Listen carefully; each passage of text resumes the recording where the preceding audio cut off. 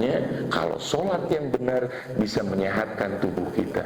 Saya selalu beralasan kalau ada apa-apa dalam diri saya, penyakit fisik, berarti saya sholatnya gak benar.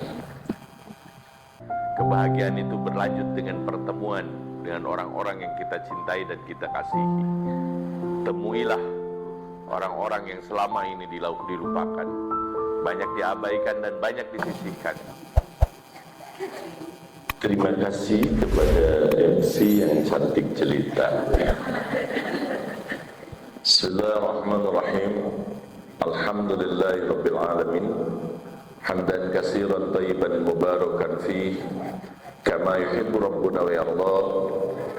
Asyhadu an la ilaha illallah wahdahu la syarika lah wa asyhadu anna Muhammadan abduhu wa rasuluhu alladzi la nabiyya wa la rasula ba'da, amma ba'du. Ya ayuhan nasu taqu rabbakum alladzi khalaqakum min nafsin wahidah wa khalaqa minha zawjaha wa batha minhuma rijalan katsiran wa nisaa'a. Wattaqullaha alladzi tasaaluna bihi wal arham innallaha kana 'alaikum raqiban. Para bidadari surga yang dimuliakan Allah, alhamdulillah, puji syukur kehadirat Allah Subhanahu wa taala, kita telah menjadi para wanita pilihan yang selalu mengagungkan Allah dan Rasul-Nya. Siapa yang mengagungkan Allah dan Rasul-Nya, yang taat pengajian dan selalu hadir di majelis ilmu. Walaupun asal kayak kamera ini, jadi terlalu banyak sebelah sinian itu. Ibu ke depan aja. Ini kamera mah nomor berapa Ibu-ibu nih yang penting mah berhadapan, karena kalau terlalu jauh teh bisa lepas alam ini teh. Kalau kita lagi ngehipnotis, tahu-tahu ibu kerja di alam mana gitu. Sok tinggalkan dulu alam rumah dan juga alam masalah. Mari kita langsung untuk membahas beberapa persoalan yang akan kita kaji pada pagi hari ini, yaitu tentang Kitabut Thaharati, ya. Kitabut teka harti. Kitabut Thaharati bab bersuci. Dulu saya pernah menyampaikan tentang keutamaan sholat dan wudu, tapi secara garis besar. Nah, sekarang kita mulai dari pemaparan secara umum tentang fikih, lalu kemudian menginjak tentang toharoh atau bersuci, ya. Yang pertama saya ingin mengawali tentang doa, ya. Doa itu apa, Bu? Doa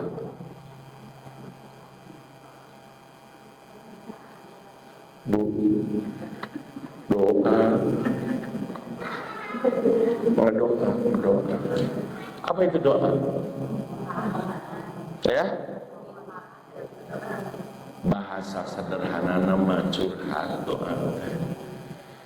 Karena itu kalau orang sering curhat kepada bestinya, berarti dia saking percaya dan nyamannya. Kalau kita jarang curhat sama Allah, berarti nilai pengabdian kita rendah. Ya, sekali lagi, kalau kita jarang berdoa kepada Allah, itu tandanya kita belum nyaman dengan Allah, belum menjadikan Allah itu sebagai bestie dalam hati kita. Makanya, Masya Allah, orang yang beriman itu gak usah butuh dengan curhat kepada orang lain, karena dia sudah nyaman dengan berdoa kepada Allah, ya. Jadi di dalam hadis itu dijelaskan bahwa ad-doa mukhul ibadah. Doa itu saripatinya ibadah. Sekali lagi, ad-doa mukhul ibadah. Doa itu saripatinya ibadah. Sekarang dalam sholat intinya apa di dalamnya? Astagfirullah. Ini semangat ente bukan? Semangat tuh atau enggak? Sehingga kita tutup aja tuh biar cepat selesai. Ya, semangat ya. Jadi dalam doa itu bukan gerakan semata, tapi isinya adalah doa. Bisa nggak ketika berdiri pakai doa ruku?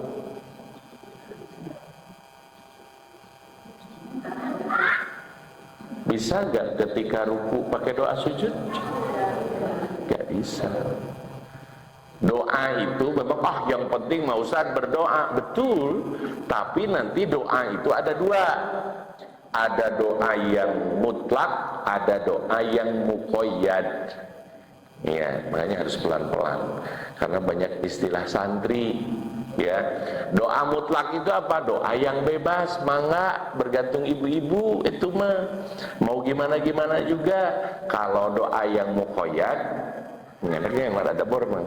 Kalau doa yang muqayyad, doa yang terikat. Terikat oleh apa? Satu, terikat gerakan. Dua, terikat waktu. Tiga, terikat tempat. Gitu. Jadi gak bisa sembarang doa. Jadi yang pertama itu doa yang mutlak, doa yang bebas. Itu diantaranya ada macam-macamnya apa? Doa yang bebas. Satu, qiraah Al-Quran. Ketika ibu baca Al-Quran, sebetulnya itu lagi berdoa. Apa yang didoain oleh para nabi ketika kita baca, maka itu sama dengan doa kita gitu. Sekalipun misalkan itu adalah doanya ketika yang kita baca adalah doa Nabi Ibrahim, ketika yang kita baca adalah doa Nabi Ayub alaihissalam gitu ya. Itu tetap saja mengandung doa juga untuk kita. Nah, ini double baca Al-Quran. Satu sisi qiraahnya berpahala, sisi lain juga mengandung doa. Gitu loh. Bisa dipahami Ibu? Bisa? Asal ada hariwan ya. Kedua, zikir. Mangga zikir mah mau kapanpun. Ustaz saya mah gak bisa zikir kecuali istighfar. Istighfar aja dimanapun. Ya kan? Sekalipun punten lagi lari pagi kan, astagfirullahaladzim, astagfirullah. Doa lari pagi apa ya gitu ya. Kita teh gak tahu, udah aja kita zikir aja. Mau sambil lari, mau sambil masak gitu ya. Mau ketika bepergian gitu ya. Perbanyak istighfar gitu ya, misalnya lagi jalan olahraga gitu ya, astagfirullahaladzim, astagfirullahaladzim gitu ya, astagfirullah kita jong teman gitu ya. Jadi makanya fokus. Satu, qiraah Al-Quran. Dua adalah zikir. Yang ketiga wirid atau aurad. Ya, wirid ya. Wirid itu ya isinya kalimat-kalimat thayyibah, sama dengan zikir. Kadang membedakannya, kalau zikir mah kalimat thayyibah bebas, tapi kalau wirid mah misalkan punya angka-angkanya. Seperti zikir subhanallah 33 kali, itu zikir dalam arti juga sebagai wirid. Atau Allahu Akbar 33 kali, atau apa lagi, ngucapin la ilaha illallah 10 kali. Nah itu termasuk wirid kalau yang begitu. Kalaupun semakin banyak semakin bagus ya. Yang salah itu tidak boleh mengaitkan wirid dengan angka untuk kepentingan tertentu jika selain apa yang diajarkan oleh Rasulullah SAW. Ya, misalkan ada wirid biar lunas tagihan di BRI ya sekian kali, ada di BCA beda lagi, misalkan itu tidak berhak menentukan begitu kecuali Rasulullah SAW. Kalau dikir seperti la ilaha illallah 10 kali, la haula wala quwata illa billah 10 kali, itu mah ada dalilnya ya, seperti yang dijelaskan oleh Rasulullah SAW. Kemudian termasuk zikir doa mutlak itu ada juga doa-doa budaya ya. Doa-doa budaya itu kayak apa? Doa yang sifatnya budaya. Seperti misalkan doa apotek kepada orang yang sakit, apa? Semoga lekas sembuh ya. Nah itu Itu juga kan Ustaz apal doa ketika sakit atau Bu ya semoga lekas sembuh, berarti yang dia pakai doa apotek gitu ya. Nah gitu. Atau yang doa budaya apa? Minal aizin wal faizin. Ini doa budaya. Minal aizin wal faizin, semoga termasuk orang yang kembali dan orang yang beruntung. Bagus nilai doanya. Sekalipun pakai bahasa Arab, dia bukan doa, tetapi macam ucapan selamat gitu ya. Kalau yang masalah terlepas ada yang tidak bolehkan, seperti ucapan selamat tahun, selamat ulang tahun, happy birthday gitu misalkan gitu ya, kayak gitu. Itu termasuk doa budaya. Kemudian apa lagi? Doa budaya teh seperti istilah halal bihalal, itu kan nggak ada ya, tapi di budaya kita ada gitu ya, walaupun pakai istilah bahasa Arab. Jadi gampang kalau ada istilah-istilah bahasa Arab, kemudian ada nggak dalam agama, maka tinggal dicari aja di Al-Quran sama di As-Sunnah ada nggak, atau dalam literasi fikih ada nggak. Nah itu bisa termasuk budaya.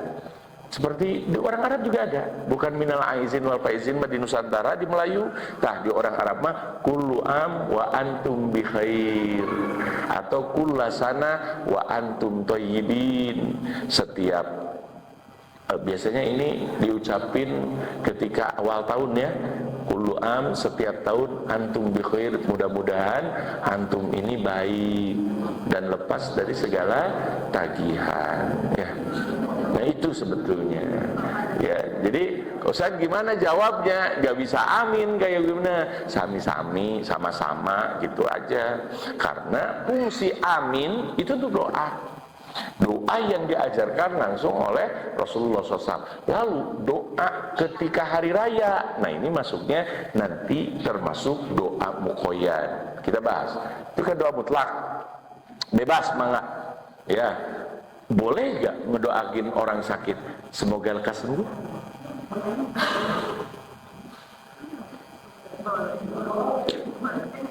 Enak aja, boleh main boleh, tidak boleh. Boleh gak? Alasannya? Karena biar sembuh. Ya. Nah inilah kalau doa yang budaya itu terikat bahasa, tapi kalau yang doa muqayyad itu nanti terikat dengan sunnah Rasulullah SAW. Jadi semuanya universal, semuanya sama, mulai dari negara manapun doa sakit mah begitu gitu ya. Seperti Allahumma Rabban nasi ya mudibal ba'si isfi anta syafi la syafi'a illa anta syifa'an la yughadiru saqaman. Sakan riweuh kedah ngapalkeun. Nah ini istimewanya. Jadi ada buruh, ada upah buat kita karena mau ngapalin apa yang diajarkan oleh Rasul. Kenapa Rasul nanti memanggil umatnya datang biar bareng? Karena apa? Karena mereka sudah menghafal, menjaga, terus juga mengamalkan apa yang diamalkan oleh Rasulullah SAW. Ya, gitu ya. Kemudian doa muqayyad itu terikat dengan waktu, dengan tempat, dan dengan gerakan. Seperti doa sholat, gak bisa sembarangan ya. Walaupun misalkan ada yang mu'alaf, misalkan dia belum belajar bacaan doa kecuali surat Al-Fatihah, boleh ya dia baca surat Al-Fatihah aja gitu ya? Boleh, gak jadi masalah, karena ini yang paling inti ya. Tapi dalam ruku misalkan dia berdoa dulu gimana apa-apa, tapi tetap harus belajar karena doa ini adalah doa yang khusus, bukan sembarang doa ya. Kemudian doa muqayyad itu al-adiyah al-masyru'ah, doa-doa yang disyariatkan, seperti tadi yang terikat tempat, waktu, dan gerakan. Ada doa sholat, ada doa makan misalkan. Doanya apa? Allahumma barik lana bima razaqtana wa qina azabannar. Ada doa lewat kuburan. Doanya punten ya itu. Apa doanya? Assalamualaikum ya ahlad diyar minal mu'minin wal muslimin wa inna insyaallahu bikum lahikuna lana walakumul afiyah. Keselamatan atas kalian. Ini salam doa, bukan salam tahiyah. Nah ini bedanya.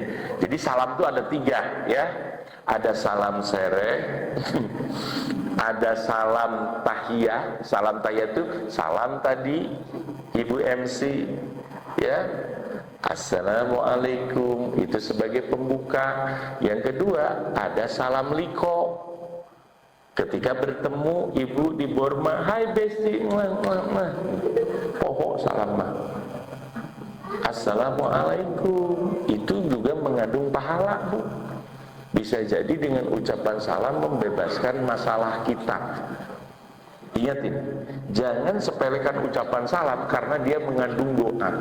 Ya, misalkan ibu mengucapkan salam pada orang lain, berarti itu dia ingin memberikan kepada orang lain keselamatan, rahmat dan berkah. Jadi ini tinggi nilainya. Jadi jangan dianggap enteng. Kemudian yang ketiga, jadi salam apa aja? Salam pembuka, salam pertemuan, kemudian yang ketiga salam doa. Salam doa itu seperti kepada Rasulullah SAW ketika ngelewat kuburan beliau, nanti dekat Raudhah itu kan ada pas bolongnya Nabi Muhammad, maka kita sambil mengangkat tangan, assalamu alayka ya Rasulullah, keselamatan atasmu wahai Rasulullah. Kemudian setelah itu ke makom Abu Bakar, assalamu alayka ya Abu Bakar, ya keselamatan atas engkau wahai Abu Bakar. Terus setelah itu kepada Umar bin Khattab, assalamu alayka ya Umar, keselamatan atasmu wahai Umar. Demikian juga ketika lewat kuburan. Jadi salam itu gak memerlukan jawaban, tapi salam sebagai doa. Karena kalaupun salam kita dijawab pasti bakal ngacir ya. Jadi gak usah kira itu mah sebagai doa. Kemudian misalkan tadi doa orang sakit apa? Ya, Allahumma barik lana bima razaqtana wa qina adzabannar. Cepat sembuh dan sakit dan lupa di dahar ya. Nah itu Allahumma rabban nasi, atau juga yang kalimatnya Allahumma adhibil ba'sa. Ya, isfi antasar. Enggak boleh, ada hadis riwayat Muslim, ada hadis riwayat Bukhari. Itu mau ustaz juga gak bisa ngarang. Gak bisa ngarang karena doa itu mah udah diberikan. Seperti doa hari raya. Apa doa hari raya? Selamat hari raya Idul Fitri gitu ya. Selamat hari raya Idul Adha. Apa doanya? Taqabbalallahu minna wa minkum. Bu, saya udah sampai ke sana. Cuman ada yang nambahin juga. Ini nilai budayanya. Siamana wa siamakum. Ya, semoga Allah menerima amal ibadah kita. Karena habis saum kami dan saum kamu. Langsung dijawab lagi, sholatana wa sholatakum. Sholat kami dan sholat kamu. Kemudian dibalik, zakatana wa zakatakum. Jadi mau beres-beres. Jadi makanya ini kenapa kita harus menganggap cukup, biar itu teh udah ngerembes semuanya. Paham gak? Jadi yang doa yang disunahkan itu juga dari asar para sahabat, taqabbalallahu minna wa minkum. Udah, semoga Allah menerima seluruh amal ibadah kita, mulai dari saum, sholat, zakat, semuanya. Ya kan? Diniatkan ketika membaca doa itu, kita mendoakan bahwa semua ibadah kita ya Allah, khusus di bulan Ramadan, apalagi sekarang khusus di bulan Zulhijjah. Tanggal berapa sekarang? Tanggal 20 Juni ya, 21 ya, tanggal 2 Hijriah. Insyaallah kita akan melaksanakan sholat Idul Adha pada tanggal 10 Zulhijjah ya. Berarti tinggal beberapa hari lagi. Ini adalah hari-hari di mana kita harus mengagungkan hari ini. Nah, di mana kita harus mengagungkan hari ini? Kita perlu pikir. Ustaz dengan naon diagungkeun teh? Misalkan apakah dengan saum, apakah dengan sholat, atau dengan apa? Nah, inilah perlu bimbingan fikihnya, perlu bimbingan teknisnya gitu ya. Kalau dalam istilah apa ya, dalam istilah lebih lanjut yang disebut bimtek fikih itu bimbingan teknis ya, apa yang harus dilakukan pada waktu tertentu. Oke, ibu dan sekalian yang dirahmati Allah Subhanahu wa taala, azanillahu yakum. Jadi sekali lagi doa itu ada yang mutlak, ada yang muqayyad, ada yang terikat, ada yang bebas. Mangga kalau yang bebas misalkan, tapi ketika istimaan begini diharapkan tidak langsung misalkan ibu sambil ta'lim gini kemudian baca udah sambil wirid, boleh nggak? Sambil ta'lim gini dengerin ustaz tausiah kemudian ibu wirid astagfirullahaladzim astagfirullahaladzim astagfirullahaladzim terus boleh nggak? Nah, ini arti simaan Al-Quran itu bukan ibu lagi masak kemudian sambil dengerin Quran, bukan ibu sambil tidur kemudian dengerin Quran, salah. Apa simaan yang berpahala? Istami'u wa ansitu dalam Al-Quran, dengarkanlah dan diamlah, maksudnya ngerenungin gitu loh. Saya mau dengerin, saya meresep ke Imam Sudais, misalkan Ustaz Sudais, sambil hafalan didengerin, ini artinya kebayang. Nah itu tuh yang dapat pahala qiraah itu gitu. Hari ini mah sedang mau sih, akhirnya komo malam Jumat secara repti, ya udah nyetel misalkan kan, makanya di YouTube sekarang banyak murotal Al-Quran pengantar tidur gitu ya, ada. Jadi baca Al-Quran itu gitu ya, di YouTube-nya baca, yang dengerinnya sare. Siapa yang masuk surga? YouTube. Ya ada sieta masare. Ya walaupun boleh ya, boleh. Rasul juga pernah simaan begitu, pernah simaan Rasul sambil tiduran, kemudian Ibnu Mas'ud membacakan, tapi Rasulullah untuk mengulang hafalan sambil tidur juga. Ingat, tidurnya Rasul mah tidur matanya, tidak hatinya. Nah itu Rasulullah SAW, ini luar biasa ya. Rasul itu pokoknya keren banget gitu. Istirahatnya bisa cukup, melek terus dan selalu kayak intel gitu, kayak intelijen gitu, selalu waspada gitu. Makanya kayaknya gak sempat istirahat dong gitu, karena Nabi itu kebimbing hatinya, tenang hatinya, maka tetap sehat. Beda dengan orang kalau ngintelin, beda. Kalau ngintelin diem gitu, api-api tidur padahal enggak, ini enggak gitu. Jadi Rasul itu tidur matanya untuk kesehatan tubuh, tapi tidak hatinya. Ya, ini cina besok itu Ustaz, cina gitu ya. Jadi yang kerek itu cuman hidungnya, kalau hatinya mah tibra, kayak gitu ya. Nah itu ya, jangan sampai begitu. Oke, kemudian baru kita masuk ke fikih nih, kita awet-awet masuk ke fikih. Apa yang dimaksud dengan fikih? Fikih itu al-fahmu ad-daqi, pemahaman yang mendalam, itu yang disebut fikih. Saya pernah kapan ya membahas tentang tafakuh fiddin. Fikih itu terkait dengan apa? Dengan pakih. Pakih itu orangnya, fikih itu ilmunya. Fikih ini tentang ilmu apa? Ilmu teknis, ilmu kaifiyat. Ibu, bagaimana sujud yang benar? Apakah telapak tangan aja atau sama siku dulu? Tidak usah dijawab, tidak perlu dalil. Nanti terkait dengan kebiasaannya. Dosa saya mah nyaman begini, bukan nyamannya, ya kan? Terus posisi tangan ketika duduk ini gak sepele loh. Posisi tangan ketika duduk kan ada yang setengahnya jadi si lututnya diginiin, ya bayangin aja ya, karena saya agak-agak kuat nyepertiinnya gitu ya. Kalau biasanya, ya saya pikir mah biasa sambil jalan sambil praktekin karena harus jelas. Model Allahu Akbar tuh ketika ngangkat takbir, iftitah sholat, iftitah takbir dalam sholat. Yang bener itu yang gimana? Yang gini, setengah pundak, setengah di bawah telinga, atau yang di sini? Ya, ininya menghadap gini atau gini? Atau gini? Ya kan? Nah gitu. Ada juga kan nanti disimpannya apakah di perut, di atas pusar, di atas dada, itu masalah. Nggak bisa sembarangan. Tuh merinding lagi. Posisi sholat itu posisi berhadapan kita dengan Allah. Makanya perlu yang benar menurut tuntunan Rasulullah SAW. Ketika ruku gitu ya, ruku teh apakah sambil tegak kakinya atau sambil pada rengkuh gitu atau gimana gitu. Ya, nah ini ada caranya. Ya, ada sampai ada pelatihan sholat khusyuk gitu kan ya. Banyak kan pelatihan sholat khusyuk. Bagus tuh. Alhamdulillah ketika pelatihan khusyuk. Ketika sholat beneran malah wungdu ya udah, ya kan? Sampai punten ya ada yang melatih telur di atas, ya misalkan ketika ruku itu posisinya sejajar atau melengkung gitu loh. Yang bener kan lurus gitu ketika posisi ruku itu. Makanya kalau sholat yang benar bisa menyehatkan tubuh kita.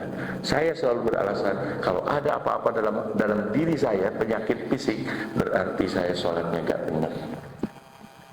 Paham? Karena apa? Siti Hodiah ini yang nge-report perempuan, Siti Aisyah radhiyallahu anha. Kalau orang ngomong dibimbing oleh wahyu dan ilham Allah, maka omongannya itu luar biasa. Kata beliau apa?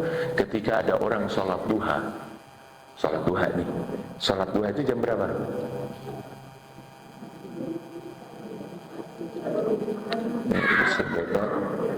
Sholat duha jam 12 ya, duhur itu ya. Setelah sholat duha itu setelah suruk itu terbitnya matahari jam 6:04 lah ya, itu beda-beda ya, bergantung pokoknya 1/4 jam setelah suruk. Nanti kalau di kalender almanak Islam itu ada waktu suruk, itu tambah 15 menit. Itu teh waktu masuknya sholat duha. Ibu bisa, aduh tanggung ngaji teh jam 8 nih, ini udah masuk duha belum ya? Udah ya, sebelum misalkan itu jam 7:30 mau duhaan dulu bisa nanti mah keburu gak kemana-mana karena ada acara sama teman-teman misalkan, bisa gak keburu sampai duhur, udah karena ibu biasa duha misalkan, nggak boleh. Sampai jam berapa? Sok bebas tuh. Sampai jam berapa waktu duha? Sampai matahari agak panas menjelang zuhur 10:30-an masih masuk ya, 10:30-an itu masih masuk. Nah ini ibu habis dari sini jam 10 udah misalkan kemudian mau melaksanakan sholat duha, mangga silahkan ya. Yang terpenting sebelum masuk qobliyah zuhur. Seorang sholat duha karena mungkin lagi panas, kemudian kita agak sedikit meregangkan otot, maka akan kembali 360 sendi-sendi seseorang, sama dengan sedekah 360 sendi ya. Di dalam sendi itu ternyata ada sedekahnya Bu. Kalau ada orang yang rada melenoi berarti kurang sedekah ya. Ada rasa, tapi melenoinya begini, yang disebut melenoi itu punten, bukan secara fisik. Ada yang fisiknya kuat, tapi kuatnya itu ketika nge-gym, tapi tidak ketika sholat. Paham Bu? Itu melenoi juga sama. Badannya bagus, berkelahinya berani, bahkan dia ahli ring, tapi tidak pernah ke masjid, itu juga melenoi. Jadi ternyata ada semacam, memang karena ada ruh ya, ada semacam ruh yang menjalankan seluruh tubuh kita. Karena itu tentu saja ini kekuasaan Allah. Jadi kalau sholatnya benar, tegak segala macam, nggak meleng, jadi nggak apa ya, meleng itu apa ya,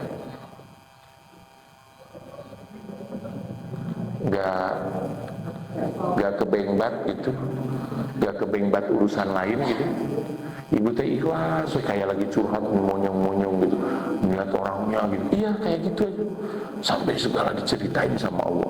Sampai ibu teh, ibu Ustaz pengen tahu sih apa curhat kita dalam soal. Ibu teh mulai dari Al-Fatihah diartiin. Oh ini yang kita minta teh ketika sujud kita ini. Oh ini yang kita minta ketika sujud teh. Ketika ruku apa sih doanya?